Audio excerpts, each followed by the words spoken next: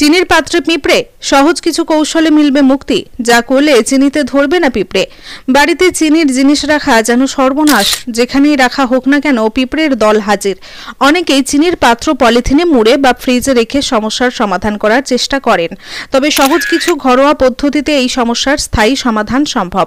গুরুত্বপূর্ণ কৌশলগুলি হল লেবুর খোসা। পিঁপড়ে লেবুর খোসার গন্ধ একেবারেই সহ্য করতে পারে না। চিনির পাত্রে এক টুকরো লেবুর খোসা রেখে দিন, 2-3 দিন পর সেটি বদলে ফেলুন। তেজপাতার গন্ধেও পিঁপড়েরা দূরে থাকে। চিনির পাত্রে একটি তেজপাতা রেখে 4-5 দিন পর বদলে ফেলুন। দারুচিনির গন্ধ পিঁপড়ের জন্য অসহনীয়।